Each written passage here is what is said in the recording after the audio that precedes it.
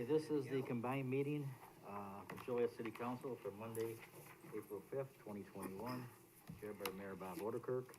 The invocation will be given by Father Chris Grove from St. Mary Magdalene Catholic Church, after which he will lead us in the pledge to the flag. Please rise.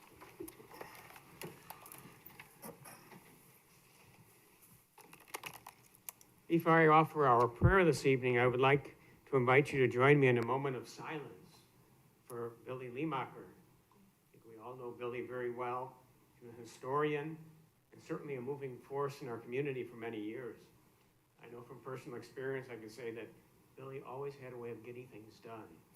I think we've all experienced that. It's going to be a big loss for our community for sure. So just take a moment to remember her in our prayer.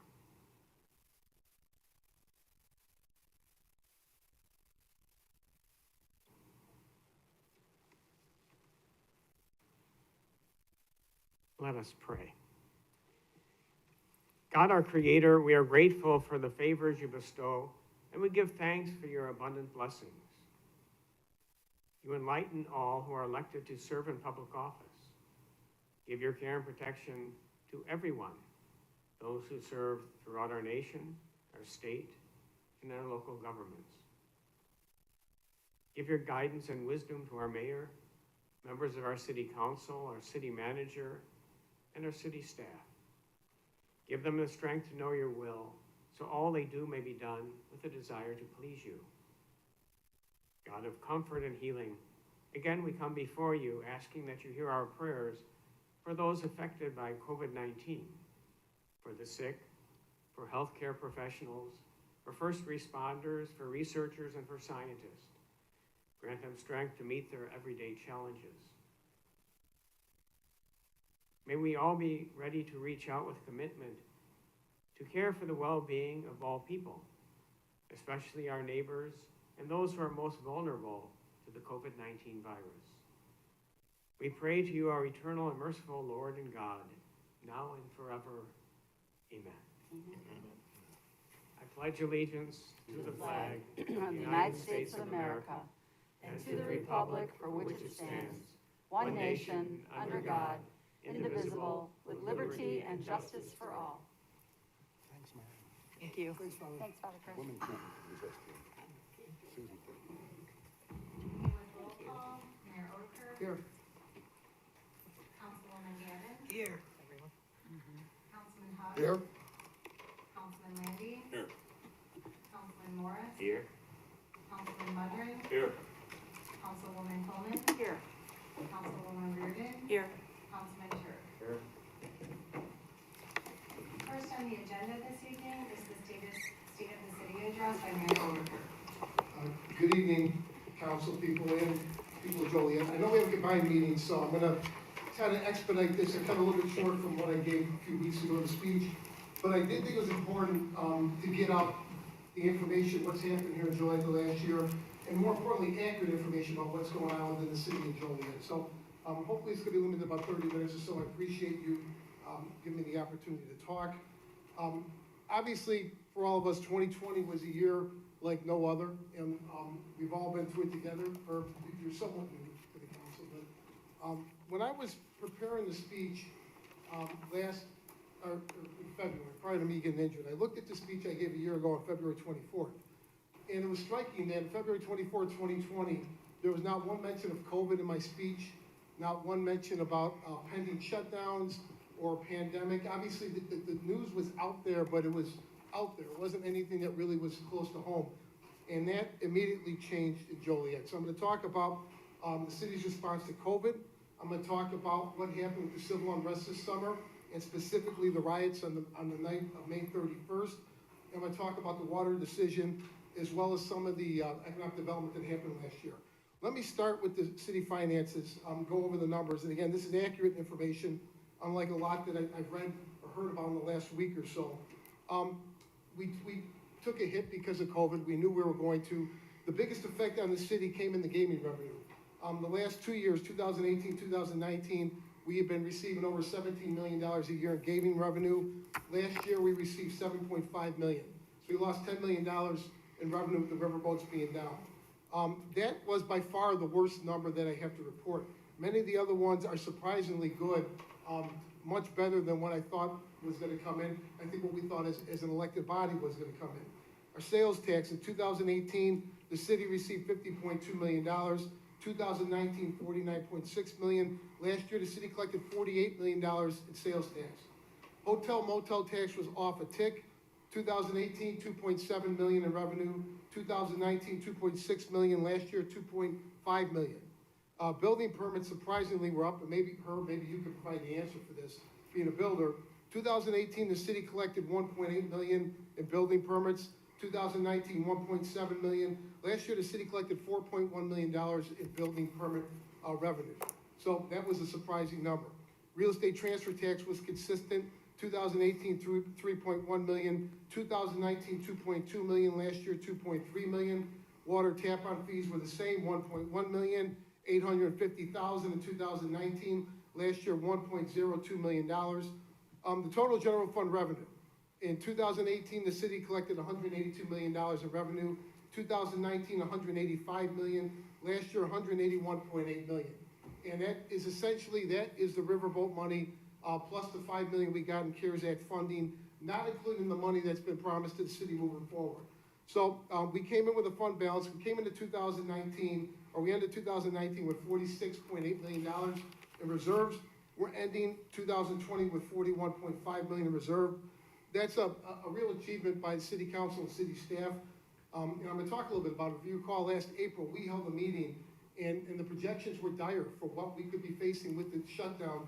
And we rode through it and we came through it well. So that reserve fund is a credit to this council, the prior councils, the prior mayors who were smart enough and prudent enough to put that kind of money away for a dark day. And obviously we had many dark days in 2020.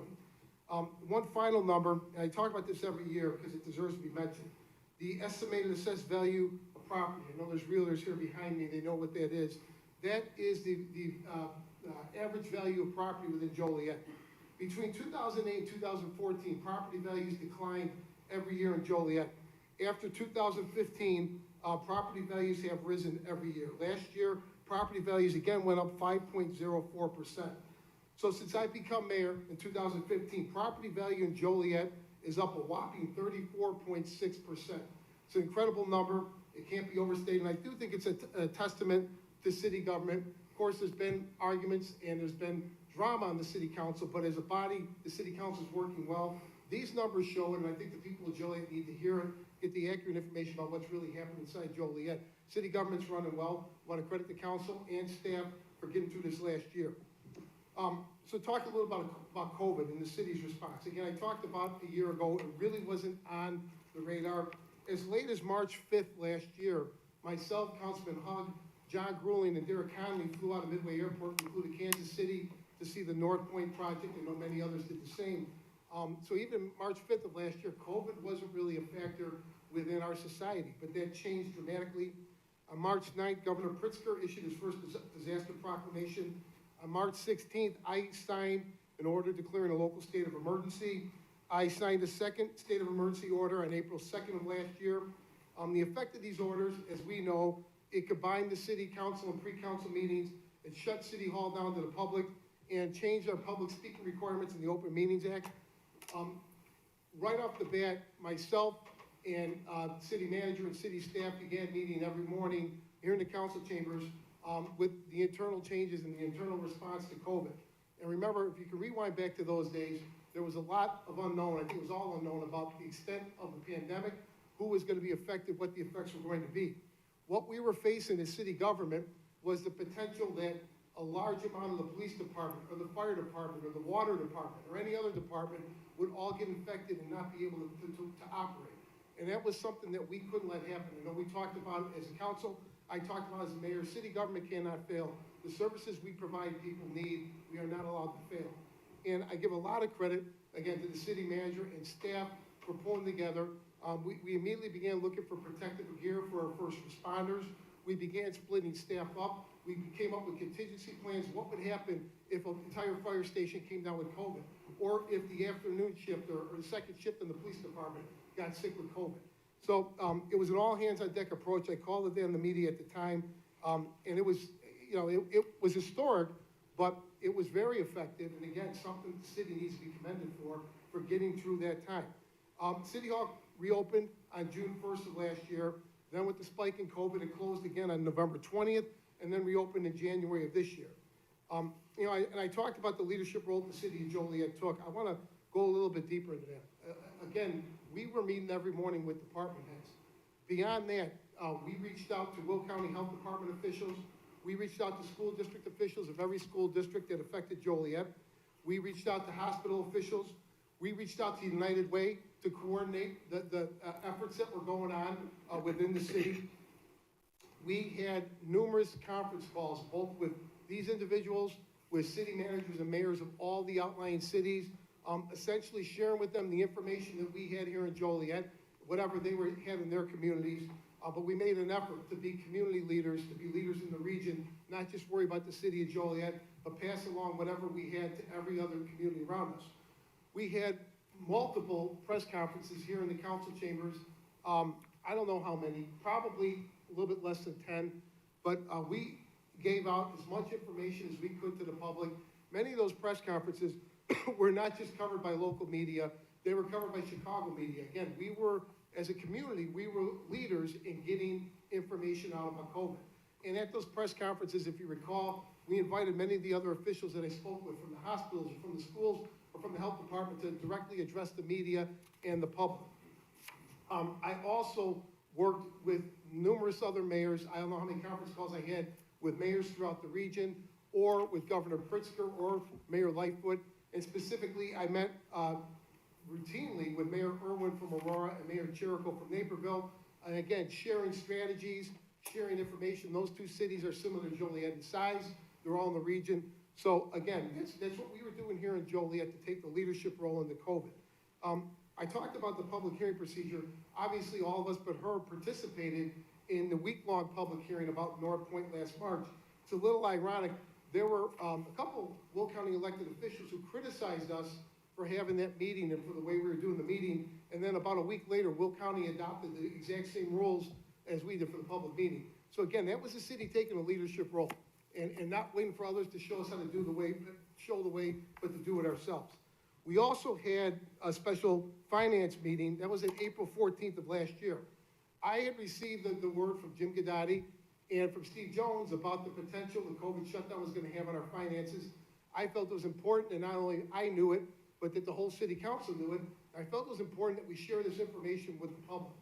And we called the meeting, very public meeting, and opened ourselves up to criticism. Unfortunately, it came in from some mediums about the city's going bankrupt and the city's been mismanaged. It's just the opposite. That was transparency. And I don't know of any other local government that did that took the step we did, but stood up and told the people of Joliet, here's the situation we're in. Here's what we can expect. If this shutdown goes throughout the year, here's what the numbers we're projecting are gonna look like. Here are the tough decisions we're gonna have to make. Again, I think we rode through it. We never got to the point about shutting down fire stations or laying off employees or some of the things that were put on the table that night. But I want to credit the council and again, Jim Gadotti for, you know, I guess there's no way to say it, for having the guts to stand up and tell the truth to the people of Joliet. And again, unlike the people who criticize us for doing that, I'm going to shower praise on the council for doing that. That's how an elected body should act, and I was very proud to be part of this elected body when we did so. And then finally, the leadership role. It's been said a lot, but I'll say it one last time, well, not tonight, but one time now in the speech, about the vaccine distribution and what our Joliet Fire Department has done with other volunteers, including Councilwoman Quillman.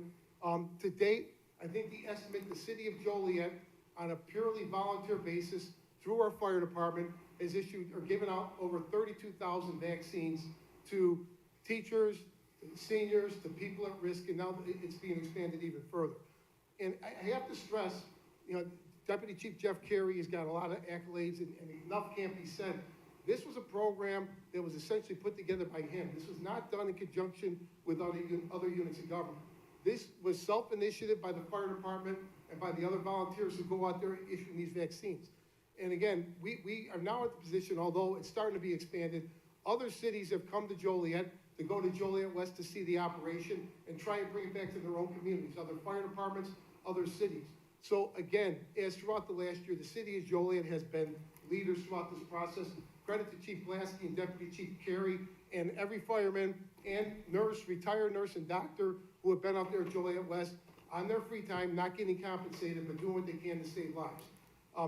Great job, and it's a real credit to the city of Joliet. The second issue, a major issue from last year, was the civil unrest. As we know, this is something that happened nationwide. It was not unique to Joliet. As we also know, the great majority of protests or incidents within Joliet were nonviolent.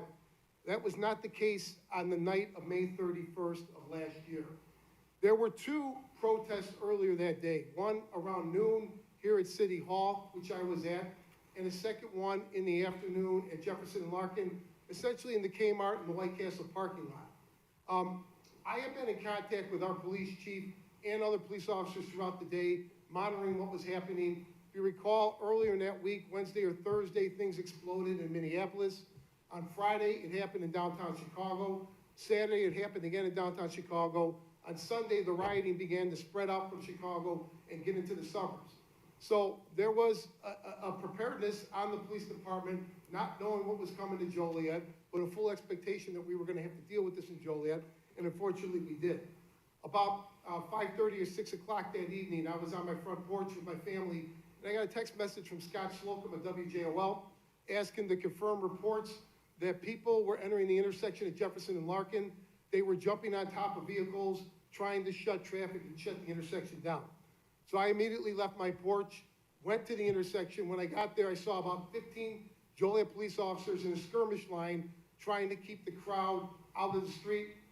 They were not properly, they didn't have their riot gear. They were not prepared for a riot situation, but they responded and did what they could to try to quell the situation.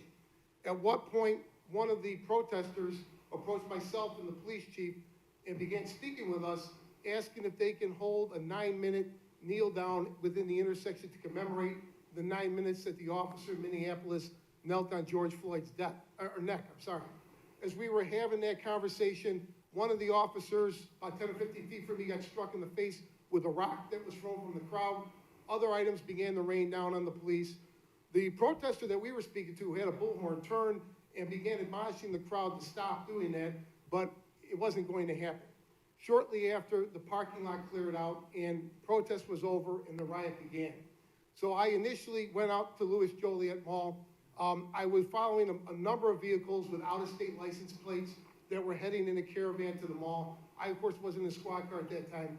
When I got to the mall, I observed that the mob had hit Louis Joliet Mall. They attempted to gain entrance, but were unable to do so. They did do significant damage to the outside of the mall. After that, the mob crossed Route 30 to Louis Joliet Point. They broke into Hellsberg Diamond and began looting Hellsberg Diamond. They broke into Dick's Sporting Goods and began looting there. They broke into TJ Maxx and began looting that store. I observed Joliet police respond in force, stop the looting at every location, take numerous people into custody at every location.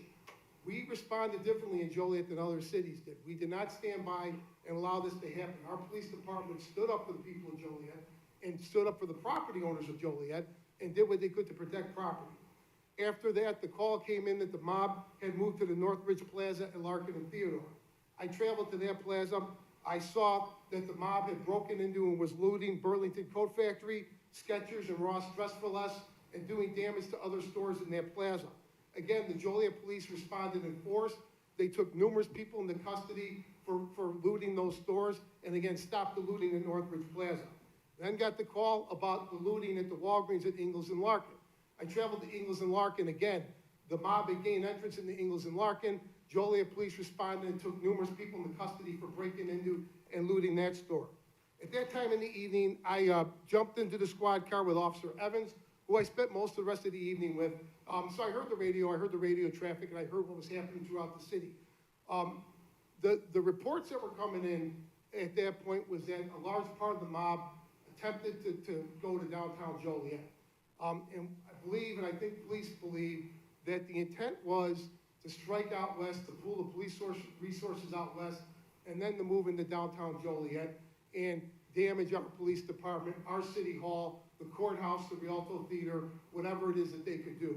Unfortunately for them, when they got downtown, they were met with an army of Will County Sheriff's Police, of Joliet Police, and Illinois State Police. I saw the Sheriff's Police completely had the courthouse ring. ring around the courthouse. There was a massive police presence to protect downtown Joliet.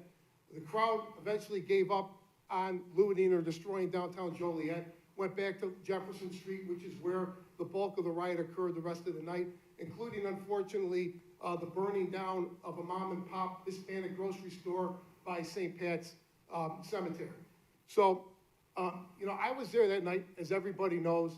Enough can't be said about our police department and what they did that night, and the fire department, who responded in the midst of the chaos of the gunfire and the rocks and the mayhem, the rocks being thrown, put out the fire and saved that building. The firemen who were with the police, with the SWAT team, they were there on Jefferson Street with me, including Chief Blasky, who was out there with me that night. The Crest Hill Police Department and Mayor Solomon, thank you for their assistance. The Plainfield Police Department and Mayor Collins, thank you for their assistance. The Illinois State Police, thank you for their assistance. And of course, Sheriff Kelly and the Will County Sheriff's Police. It was a joint effort, and it took everything that we had to keep control of the situation in Joliet that night. So again, a big thank you to all the police agencies. Tony, if I'm missing any, please. Elias from the Illinois State Police. And then, again, just speak real quickly. Again, what happened in Joliet that night? Our response was not an accident. We saw what was happening in other cities, and we were not going to let that happen in our city. And I said it again, and I'm going to say this publicly as a pledge. As long as I'm the mayor of the city of Joliet, our police department will never stand by and allow rioting, looting, mayhem, burning down buildings, putting people at risk. They will respond every time. They will respond appropriately like they did on May 31st, and they're gonna stand up for the people of Joliet. And they did. They stood tall for the people of Joliet that night. And as long as I'm the mayor of Joliet, I'm gonna stand with them. So again, I wanna thank everybody who was out there that night. Many of the officers who were out there that night were not working. They got the call out. They didn't have to come, but they answered their call and they came out. And again, not enough can be said about everyone who's there tonight, put themselves in harm's way. The third major event we had this last year was the water decision. It's really been, at least at our level, it's been beaten into the ground. I won't talk a whole lot about it. I just, again, want to reiterate the decisions that this council made in the last few months about the water are historic. They're going to have 50 or 100-year implications on Joliet. I believe strongly that Lake Michigan was the right source of water to choose. The council agreed unanimously. I also, the Hammond decision, I think Hammond put up a very, very encouraging or enticing proposal, the City of Chicago proposal. And I should say, we know the City of Chicago upped their proposal 3 different times to get our business. So I think, again, between Allison Swisher and the Environmental Committee and the members of this council, this was handled professionally and handled the right way. There's been, of course, as always, negative talk about the decision we made and talk about what water rates are going to be 30 years from now. But we actually saw the projections. Allison has them. If any news media outlet or any candidate wanted to educate themselves, they could see them. The water rates projected in Joliet in 30 years are going to be right in line with other projected water rates around Illinois. So again, credit to the city council, it's a huge decision. I just have to say, being the mayor and presiding over a meeting where both Mayor Lightfoot from Chicago and Mayor McDermott from Hammond came to our council chambers to speak to us. It was a proud moment for me. It was a proud moment for the city. So again, thank you for the decision on the water. And then talk a little bit about the economic development in 2020, and I'll make it quick. North Point obviously was the big economic development issue of last year. Again, there's been so much information put out about North Point, some of it correct, some of it not correct. I think what needs to be said, the highlights of this project, this is a potential $1 billion investment coming to the city of Joliet, coming in the middle of the COVID crisis. This will mean thousands of jobs, both thousands of union jobs, union construction jobs, as North Point has signed a 100% project labor agreement with local labor, but also thousands of permanent jobs inside the park. North Point is not an intermodal. North Point is not its own separate entity. North Point is coming to our area and being built specifically to handle the train traffic inside Center Point. So to understand what's happening in Center Point, because I'm not sure if everybody does. There are 2 intermodals inside Center Point. There's train tracks that lead from Long Beach, California, directly to Joliet, the Burlington Northern Union Pacific lines. Every day they're unloading their wares in Joliet, and every day they're being taken from Joliet and distributed all over our region and all over the Midwest, the Chicago area and throughout the Midwest. Joliet has become a major, Joliet and Elwood has become a major transportation hub. That's not going away. In fact, it's doubling. As we've seen on the council, I know we tried to relate this to the public, both of those train, Burlington Northern Union Pacific, are in the process of doubling their operations inside of Center Point. So the idea that North Point is gonna bring more trucks into the region is false. What's going to happen is twice as many trucks are going to come into our region due to what's happening inside of Center Point. What North Point represents beyond the pluses that I just hit is the first real controlled plan that anybody has brought to either Joliet or the region to manage the traffic and the freight that's coming to Joliet. The project that we approved at the council level will keep as much traffic within the intermodal park, North Point and Center Point, as possible. The closed loop that we approved, the bridge over Route 53 that we are ordering North Point to build, all play into that. The traffic is coming, the drops are coming from the boxes, but North Point is a way to try to keep the traffic in control inside the region and off of our local roads, which is currently where they're at. Along with North Point, the Hobolt Road Bridge, which I championed since I became mayor. Constructions begin on the Hobolt Road Bridge, but again, the idea is to get as many trucks off of local roads as possible and put them on I-80 or I-55. That creates another set of problems that we all know of about the interstates, but again, we don't control the interstate. I know Governor Pritzker has made over $1 billion pledge to improve I-80. It needs to come, and I thank Governor Pritzker for showing that concern for our area. What we can handle at the city level is what we can handle. North Point is the first real attempt to handle what's going on in the South region. And again, I think a lot of credit to the council, especially to the 6 council people who voted for this. Councilman Hugg, Councilman Landy, Councilman Morris, Councilman Mudrin, Councilwoman Quillen, and Councilwoman Reardon. You showed foresight, and there was a lot of negative reaction, both in the media and from elements, mostly outside the city of Joliet. But I credit all of you for doing your job. You stood tall for the people of Joliet, and you made the right decision.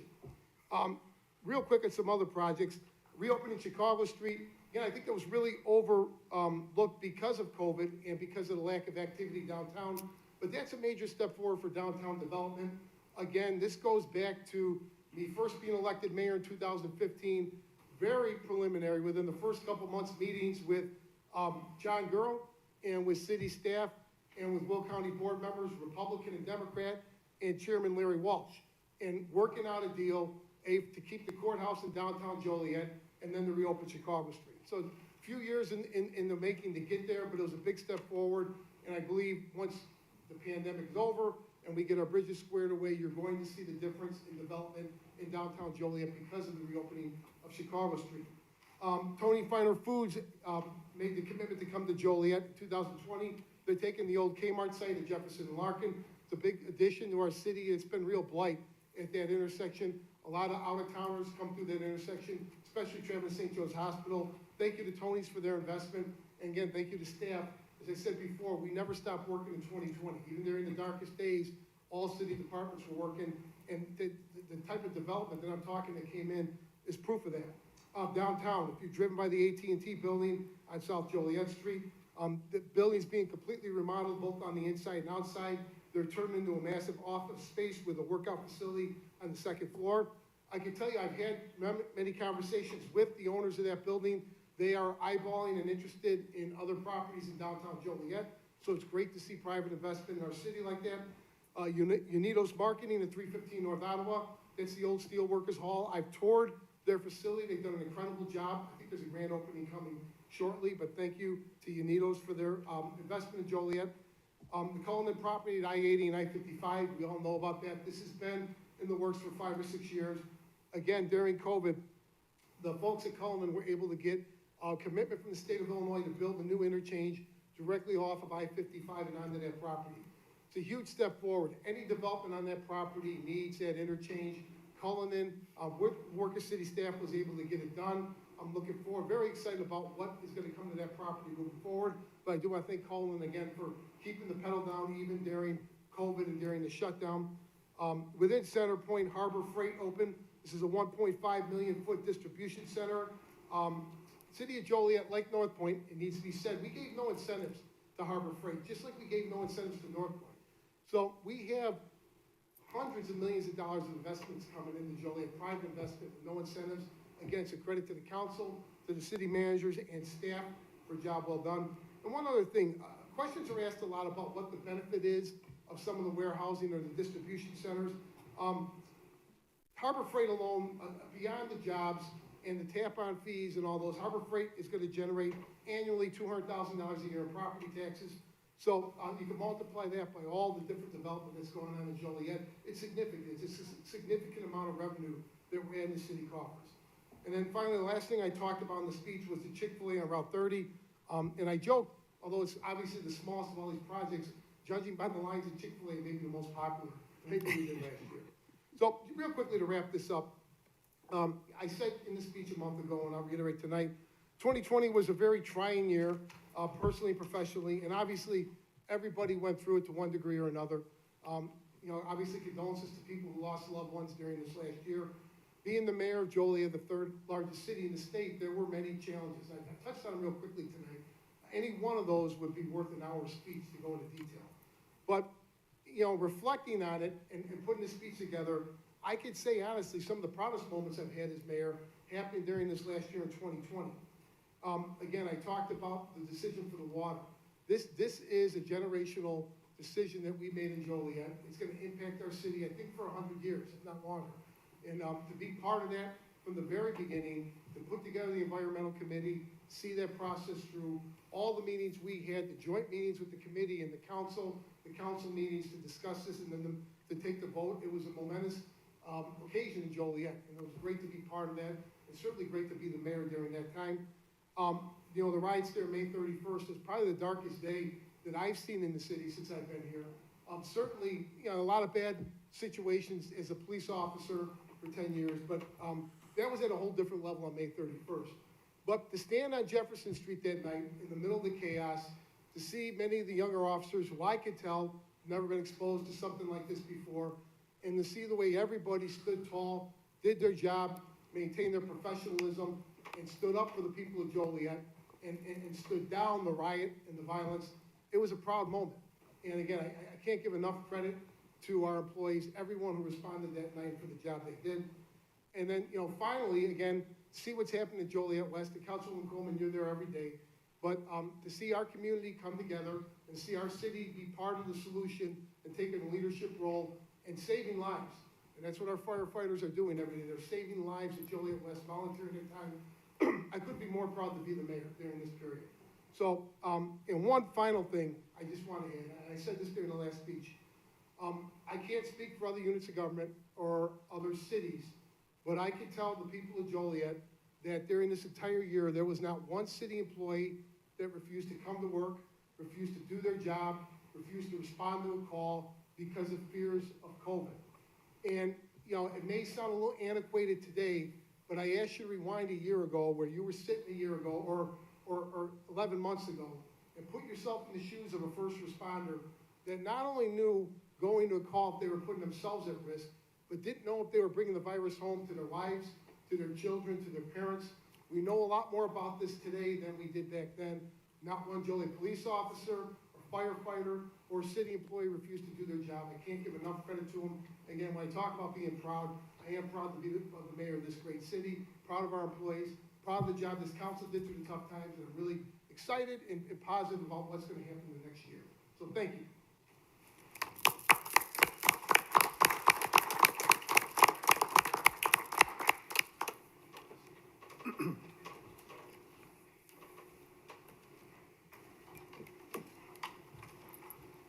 Mayor, would you mind if I comment? No, go ahead. Okay, well, thank you for bringing this forward. I saw it, when you gave it a couple of weeks ago, but I do think that the people of Joliet needed it. There's so much misinformation out there on so many different levels, particularly with North Point.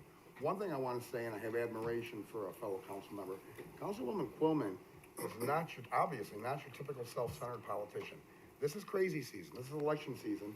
And she could be dedicating herself to her campaign like most elected officials were, thinking of themselves first. Instead, she's spending every day giving shots, and has been since the inception. And I think that needs to be recognized, because she's put the people before her personal.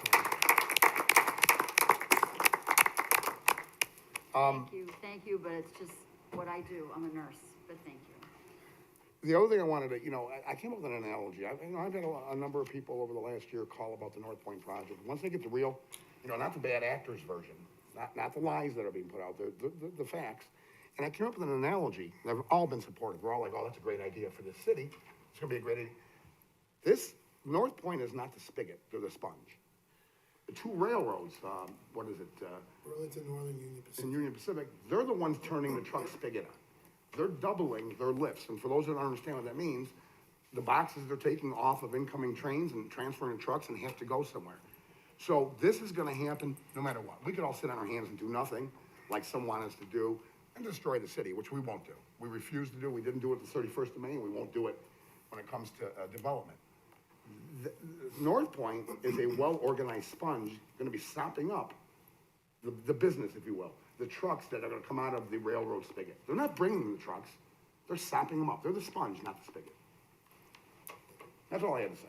And again, great report, because I was there for the original report, and there was a lot more good things than people realize happened even during the COVID crisis, pandemic here.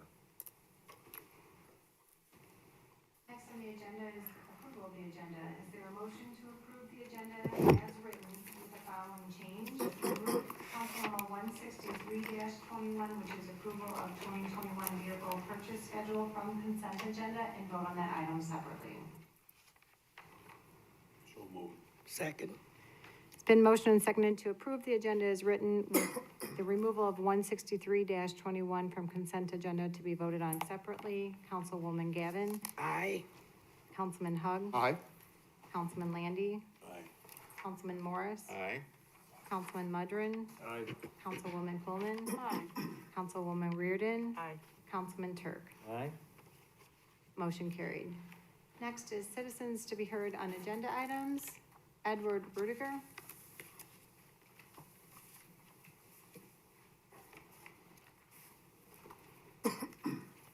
Afternoon, Mayor, City Council. My name is Eddie Rudiger. I am a Joliet resident and president of the Three Rivers Association of Realtors. And we have a statement on one of your agenda items coming up today. The leadership of the Three Rivers Association of Realtors has reviewed the proposed changes to the historical preservation ordinance and have the following comments. These changes were passed out of the Land Use and Legislative Committee. We are pleased to see that the city is proposing to make the process for property owners seeking to modify their properties less burdensome by making the permit process more streamlined and predictable. Owners and city staff will save time and effort when making improvements to their properties. We appreciate and support two of these revisions. Allowing the staff liaison to the Historical Preservation Commission to administratively issue the certificate of appropriateness in situations where the alteration to the building are consistent with the design guidelines is a smart change to the process. Also, for projects that do require commission review and approval, going to a one-meeting approval process is also quite a time saver. Thank you for taking a good look at the process and making some common sense and helpful changes. Sincerely, Neil J. Malone, the Chief Executive Officer, and then myself, Edward C. Rudiger IV, President of the Three Rivers Association of Realtors. If I may. You hand to the clerk, please. Thank you. Thank you. Thank you. Is there anyone else that would like to speak on an agenda item this evening? Next is council committee reports. First is Public Safety Committee. Okay, Public Safety met on Tuesday, March 30th at 4:30 in council chambers here. And we had couple items on the agenda. Councilman Hug was present, as myself, and Councilman Landy was unfortunately not here that day. But anyway, we talked about the Axon as being the sole source, and I'm going to just read briefly, and then I'm going to have David Brainer from IT come in and explain a little bit what we discussed that night. And we talked about an RFP contract for cameras and door access control, and I know there was some confusion about whether these were the body cams. They are not. And then the request to purchase one transport van for the narcotics and tactical units. And last but not least, Cradle Point purchase for fire vehicles. And the one issue that for the tactical unit was for the van narcotics was the Deputy Chief Bates did not have enough time to get in the let's see, the proposals for the cost of the van. But we knew that they needed them, so what we did as a committee, we decided to pass it as recommended, but for the approval of the next council meeting, and then when the bids came in, let this council decide what the lowest bid was, rather than hold this up. So at the next meeting, on Tuesday, the 20th, those bids should be in for the transportation van for the narcotics and tactical squads. So, David, would you come to the forward and explain all the grants and everything consistent with RFP for the door access and the Axon as being the sole source? Okay, I'll start with the Axon sole source. So today we use Axon for all digital evidence. That includes still photography and videos that we may take on site. That includes in-car cameras as well as all our interview rooms. The last piece of that puzzle, which will eventually be woven into the city of Joliet, will be body cams. And we just wanted to bring forward that we're going to be using Axon for all digital evidence. To fragment digital evidence at this point would not make sense. It would add operational inefficiencies to the organization. So you're going to see a resolution for that accordingly. Any questions on that? Okay. As far as the camera system for the PD, today we have about a 10-plus-year-old system that was given. There was a riverfront grant given to us about 10 years ago. We bought a Cisco camera system with that. That's at end of life. And what we're going to be doing is we're going to be retiring that system and moving that to our Genetech platform, which is state-of-the-art video and door access. We've already done some of the door access at the PD. What the bid you're going to see that got approved out of committee tonight is for all of the video for both PD locations and the last of the 23 doors. Then you're going to see the Cradle Point. So in the fire vehicles, today we have Sierra wireless routers. They're several years old. The problem with those routers is that when we need to make a change with a laptop, we need to scramble an IT resource to do that. That was okay, but the problem is we recently did automated CAD routing, which means those computers are more important than ever. They need to be up, so the uptime is critical. So it made sense for us to swap out these modems to the Cradle Point brand. This does two things. This makes the continuity of operations on the off hours for the fire department, and the other thing it does is it standardizes us across the entire city for the Cradle Point routers. That's going to be for $45K. That particular memo, though, will be paid for out of the Will County 911 grant, so this is not anything additional out of the general fund or anything like that. So those were the details of what was discussed in public safety. Thank you so much. Anybody All right. have any questions for David? Okay. Thank you. Just to add a little bit to the Axon sole source, it's in the best interest of the city to not to have to deal with multiple vendors and just go with one sole vendor. That is true as well. Mhm. And then the video tech bid was for the amount of $187,840, in addition to the award of the video tech bid, the subsequent change order of $6,159 for the backup solution.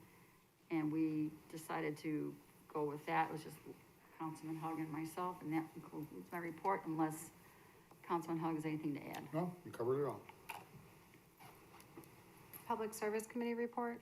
Public Service met today at 4:30 here in the council chambers. On the committee and present today were Councilwoman Gavin, Councilman Morris, and myself, as well as Allison Swisher, Director of Public Utilities, and Greg Ruddy, Director of Public Works, and other staff members. It was pretty routine. We had several contracts that we looked through. Mainly, it was basically reloading supplies, like public works, street supplies, aggregates, stone. We set up those contracts. You'll see numbers, but those numbers are estimates, I mean, it really depends on how much we use and how much we'll buy, so it's more important to understand that we've approved a per ton amount. And then we line them up in those situations where we'll have the three lowest bidders. That way, if the first one can't meet the demand, the second one will meet it on a given job. So it was pretty routine. We did have a last item, which is approval of the 2021 vehicle purchase schedule. That one did get committee recommendation on a 2-to-1 vote. It was my request of the city clerk to remove it from the consent agenda. And other than that, we had 3 drive-through permits. 2 are for the new gas and wash gas station on US Route 30 and Gauger corner. 6. US Route 6, I'm sorry. I'm moving the whole darn project across town. US Route 6, thanks, Terry. And Gauger, one is for a Dunkin' restaurant that they'll have there. And the other one is for the gas and wash car wash, which also requires it. And then the third one was for the McDonald's over-located across Route 30 from Louis Joliet Mall. They're going to they already have a drive-through, they're going to a 2 drive-through system. Apparently a lot of fast food chains are, because of the volume, that's the new way to do business. Ordinances and resolutions. As you can see, the Hobolt Bridge, even though many said that it wouldn't happen, it is definitely happening because we are hiring our independent consultant. Even though the bridge builders have their own consultant to make sure they're doing it right, we do need to have our own consultant to look over their shoulders, because ultimately, the bridge is going to be owned by the city when it's all said and done and built, as required by state law. Nothing stands out under the ordinance and resolutions. Again, every item is on our agenda today. Every item is accessible through the internet for any residents that want to, that are bean counters and want to look at the numbers. And all except the one item I've already noted were unanimously approved for recommendation to the rest of the council here to approve it after, during the full council. Anything else, Betty or Terry? No, sir. Did I cover it all? Okay, that would be my report, Mayor. Thank you. I show no other reports. Under consent agenda, approval of the minutes. It's recommended the minutes of the pre-council meeting held on March 15th, 2021, and the minutes of the council meeting held on March 16th, 2021 stand approved as recorded. Council Memo 161-21, the 2020 Annual City Collectors Report. It's recommended this report be received and placed on file. Council Memo 162-21, position vacancies. It's recommended the city manager be authorized to fill 1 equipment operator 2 position in the roadways division of public works and 1 assistant operating engineer in the facilities division of community development, and any subsequent vacancies which may occur with these positions. Council Memo 163-21 was previously removed from consent agenda. Council Memo 164-21, digital evidence vendor selection.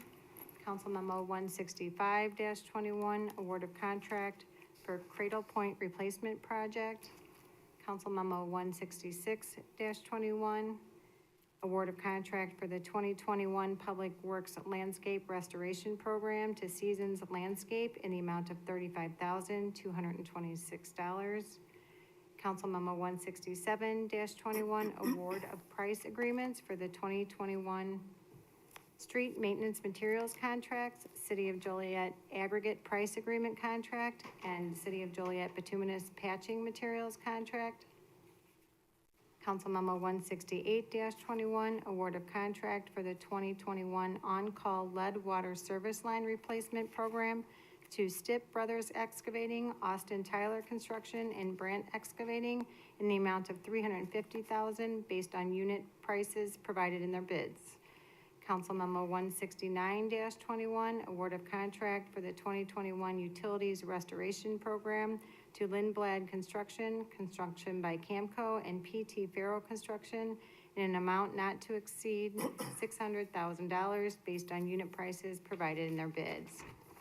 Council Memo 170-21, award of contract for additional cameras and door access for existing Genetec system at Joliet Police Department to Videotech Corporation for $187,874. Council Memo 171-21, professional engineering services agreement for Phase 2 engineering services for the Olympic Boulevard roadway extension and improvements to Patrick Engineering in the amount not to exceed $2,407,705. Council Memo 172-21, change order number 2 and final payment for the demolition of 100-106 East Washington Street. Council Memo 173-21, change order number 1 for additional cameras and door access for existing Genetec system at Police Department. Council Memo 174-21, payment for emergency water main repairs and valve replacements to Austin Tyler Construction in the amount of $40,252.88. It's recommended Council Memos 164-21 through 174-21 be approved. Is there a motion to approve said consent agenda items? So moved. Second. A motion seconded to approve. Councilman Hug? Aye. Councilman Landy? Aye. Councilman Morris? Aye. Councilman Mudrin? Aye. Councilwoman Quillman? Aye. Councilwoman Reardon? Aye. Councilman Turk? Aye. Councilwoman Gavin? Aye. Motion carried. Council Memo 163-21, approval of 2021 vehicle purchase schedule. It's recommended said council memo be approved. So moved. Second. It's been motioned and seconded to approve. Councilman Landy? Aye. Councilman Morris? Aye. Councilman Mudrin? Aye. Councilwoman Quillman? Aye. Councilwoman Reardon? Aye. Councilman Turk? Aye. Councilwoman Gavin? Aye. Councilman Hug? No. Motion carried 7-1. Under licenses and permit applications, Council Memo 176-21, an application for a drive-through permit for a Dunkin' restaurant at 3000 Maple Road. It's recommended the drive-through permit be approved. So moved. Second. It's been motioned and seconded to approve. Councilman Morris? Aye. Councilman Mudrin? Aye. Councilwoman Quillman? Aye. Councilwoman Reardon? Aye. Councilman Turk? Aye. Councilwoman Gavin? Aye. Councilman Hug? Aye. Councilman Landy? Aye. Motion carried. Council Memo 177-21, application for a drive-through permit for a gas and wash car wash at 3000 Maple Road. It's recommended the drive-through permit be approved. So moved. Second. Been motioned and seconded to approve. Councilman Mudrin? Aye. Councilwoman Quillman? Aye. Councilwoman Reardon? Aye. Councilman Turk? Aye. Councilwoman Gavin? Aye. Councilman Hug? Aye. Councilman Landy? Aye. Councilman Morris? Aye. Motion carried.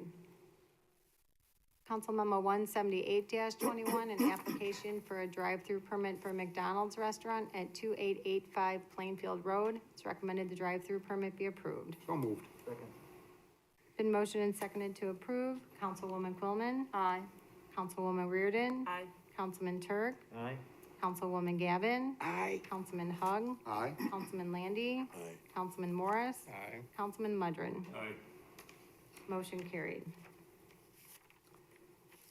Moving on, under ordinances and resolutions, Council Memo 180-21, an ordinance amending the 2021 annual budget for the city of Joliet to include funding of $440,830 and approval of amendment number 2 to the professional engineering services for the project management services to oversee the Hobart Road interchange modification and roadway reconstruction project phase 1, 2, and 3 to T.Y. Lin International in an amount not to exceed $740,830. It's recommended said ordinance be adopted. So moved. Second. Chris, if I can, Jim, and I know you're new to this, but the bridge is being built primarily with private money, about $180 million of private funds. It's about $25 million coming for the state of Illinois for the Hobart Road interchange at I-80. Could you explain to the public exactly what this expenditure is for? This expenditure is for the initial engineering process, phase one of the engineering, to get all the plans together. So once that's completed, we'll be able to start to move forward here in a much more rapid fashion. We've already started, as you well know, breaking the ground there and preparing the ground to move forward. Consequently, there was some expense sharing done with this, but I think it's in the best interest of the city to move forward as quickly as possible on this, to be able to get this moving forward as opposed to digging our heels in on this particular expenditure.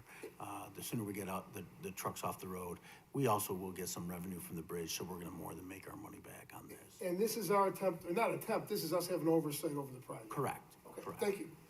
It was Mayor, mo- Mayor, Yes, just, to follow up on Mr. Caparelli's deals, yeah. Of the 740,000, I think it was, 300,000 will be paid by the bridge builders. That's correct. So there, like you said, there's expense, and it is, like you said, it's gotta get us out of phase one, but it's oversight during phase 1, 2, and 3, the complete project. You gotta have your own people in there, right, Jim? Right, that's absolutely To make sure correct. that nobody's cutting corners. Yes, sir. And that's necessary expenditure. We knew there'd be some small expenditures, and we know what the revenues are gonna be projected once, for our shares, so.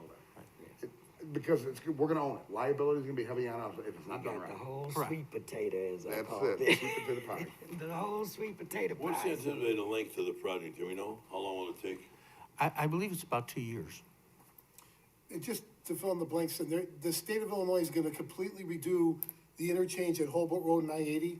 They're gonna create a diverging diamond interchange. If you're familiar, there's one on, like Route 88 and 22nd Street in Lombard or wherever that is. But, they're gonna redo the interchange. They're widening Holbrook Road south of I-80 to Route 6.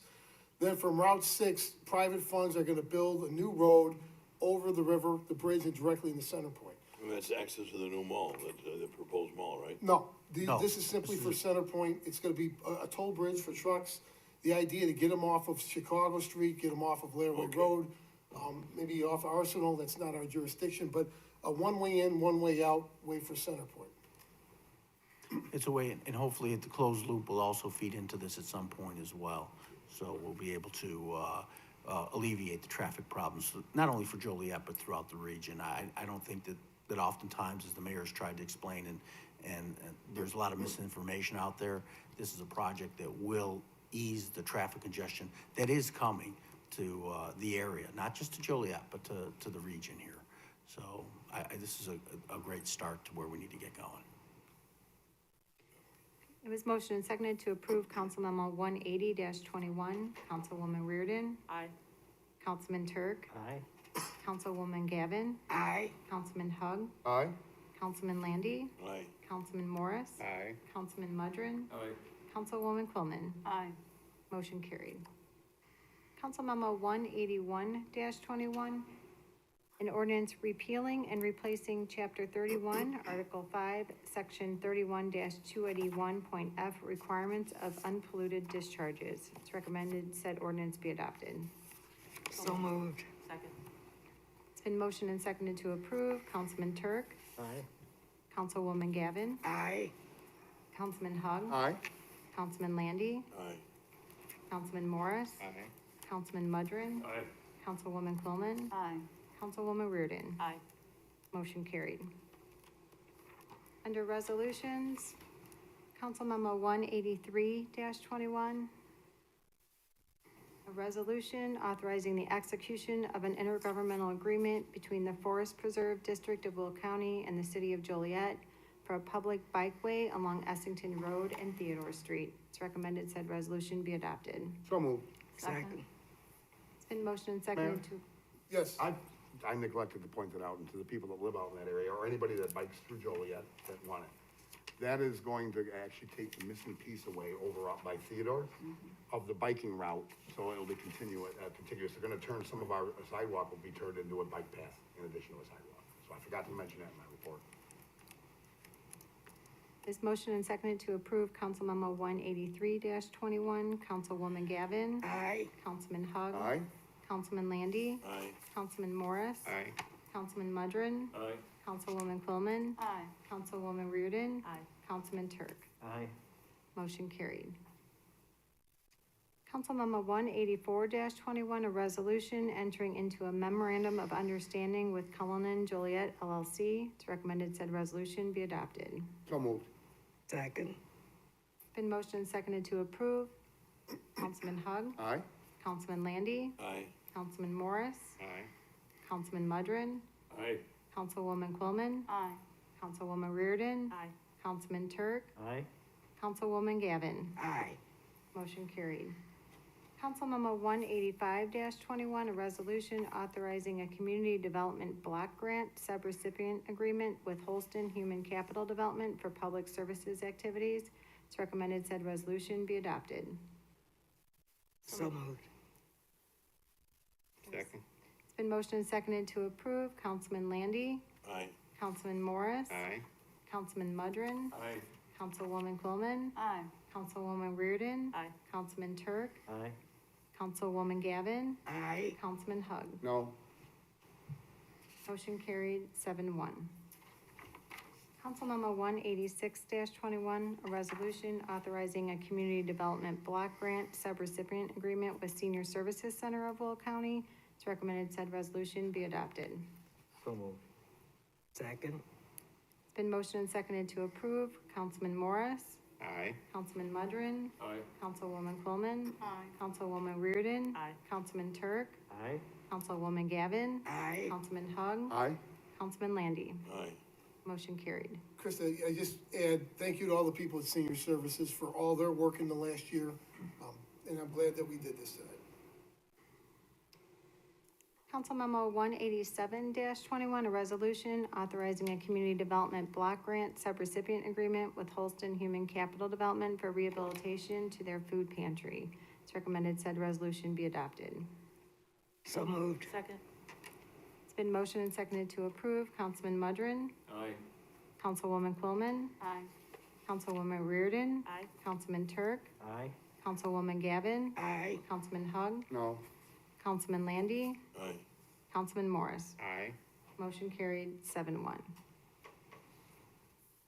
Council Memo 188-21, resolution accepting Illinois Environmental Protection Agency low-interest loan L175465 for the 2021 sanitary sewer rehabilitation program. It's recommended said resolution be adopted. So moved. Second. It's been motioned and seconded to approve. Councilwoman Quillman. Aye. Councilwoman Reardon. Aye. Councilman Turk. Aye. Councilwoman Gavin. Aye. Councilman Hug. Aye. Councilman Landy. Aye. Councilman Morris. Aye. Councilman Mudrin. Aye. Motion carried. Council Memo 189-21, a resolution accepting Illinois Environmental Protection Agency low-interest loan L175431 for the 2021 water main rehabilitation program. It's recommended said resolution be adopted. So moved. Second. It's been motioned and seconded to approve. Councilwoman Reardon. Aye. Councilman Turk. Aye. Councilwoman Gavin. Aye. Councilman Hug. Aye. Councilman Landy. Aye. Councilman Morris. Aye. Councilman Mudrin. Aye. Councilwoman Quillman. Aye. Motion carried. Council Memo 190-21, a resolution declaring certain City of Joliet property as surplus. It's recommended said resolution be adopted. So moved. Second. It's been motioned and seconded to approve. Councilman Turk. Aye. Councilwoman Gavin. Aye. Councilman Hug. Aye. Councilman Landy. Aye. Councilman Morris. Aye. Councilman Mudrin. Aye. Councilwoman Quillman. Aye. Councilwoman Reardon. Aye. Motion carried. Next is the city manager's report. Yes, I'd like to mention something. Recently, there was an incident with a Joliet police officer that took place. Before I had all the facts, as the chief of police forwarded me that information preliminary, I forwarded that to each and every one of the members here, the council members and the mayor. I expected that information to remain confidential. However, that was not the case. I still cannot believe that I next was getting phone calls from the press asking me to comment about my email. That email was very sensitive. The investigation had not been completed. It was all preliminary, and yet that information was shared with the police department. I don't know a way forward here to be able to share information with you folks if you're just gonna turn around and turn it to the press. I would hope that you would know the difference between sensitive information and information that can be shared with the press, and you know the difference. I don't see how someone thought, because I don't know who it is, someone thought that that would be a good idea to share. I don't see how it moved anything forward. I don't think how it put the city of Joliet in a good light. You know, clearly it's the press's right to ask questions, but they're not necessarily entitled to an answer, especially when we don't have all the facts bearing on the problem. I don't know a way ahead to be able to be as transparent as I need to be. I believe that I need to be with you if I can't rely on you to keep those confidences. So I'm looking for some sort of way forward. I mean, if you're not sure if you should share that information, I would hope that you would call me and say, hey, you know, Jim, can I talk to the press about this? And I'll let you know my thoughts on that. But if you're not gonna be able to do that, I don't know a way forward. So I'm looking for help. How do I do that? How do I keep keep you informed and yet expect you to keep confidences? I don't know. I'm looking for some answers here. So if you have any, please share them with me. You don't have to do it tonight. I'm not gonna put you on the spot tonight, but if you know a way forward, I certainly would appreciate it. I don't wanna not provide information to you because I'm afraid that it will come into the press, put the city in a bad light, and then we're scrambling to correct the story because we didn't have all the facts. So if you want me to wait till I have every fact and it's all 100% correct, I can do that, but that's gonna delay the preliminary information that I can provide you to keep you informed. So, I mean, that's the way ahead, is to make sure that the investigation would be entirely complete and it's resolved in its entirety, and then provide that to you. But by that time, it will be maybe a month that will have gone by before that may have been completed. So, in certain circumstances. So, again, I'm looking for a way forward. So, that's all I have to say for this evening. Thank you. Well, if I can add to this, I think everyone up here understands that personnel matters should never be discussed in the media for obvious reasons. And whoever leaked your memo has potentially opened the city up for liability now. So it certainly flies in the face of the oath that we took and the fiduciary responsibility we have to the people of Joliet. I agree with you about being frustrated. I know I had a testy exchange with Mr. Ocon about it, but my understanding, it's not just a matter of loose lips. Mr. Ocon had the actual email that you sent. So that was a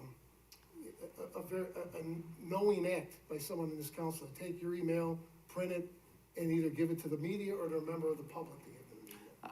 Again, I certainly don't blame the press. I mean, if somebody gives them something, it's a story, it's their job. But it's your job to not necessarily give them that information. It's your job to know the difference between what is public domain information and what is private and confidential. So again, Mayor, I agree with you. I hope that we don't have these kinds of issues going forward, but I'm very leery right now based on this particular instance.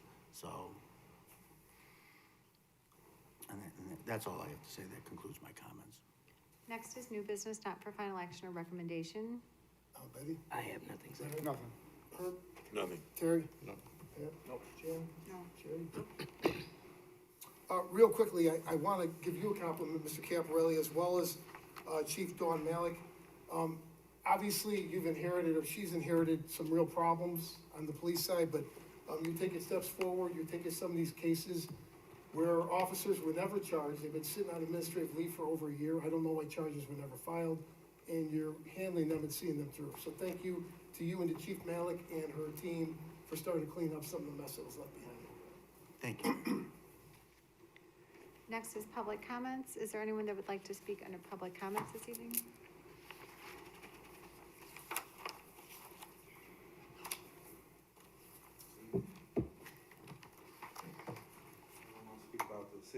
Review Board met with, So you could give your name and address for the record, please? Carl Farrell, Joliet resident. Met with, Chief Malik on the 25th, her and, two of the other officers, administrative team. We had a good meeting. She agreed that some of the things in the document that she got from Regis, she didn't agree with. We also didn't agree with. We gave a revised version of the document from Regis with our suggestions on it. What we asking for is time. I know we were talking about trying to resolve this issue before, you know, you got out the chair, but we need more time for us and the citizens and the police administration to come forward with a document that we can all agree on. So she's reviewing the document that we gave to her, because like I said, it was the 25th.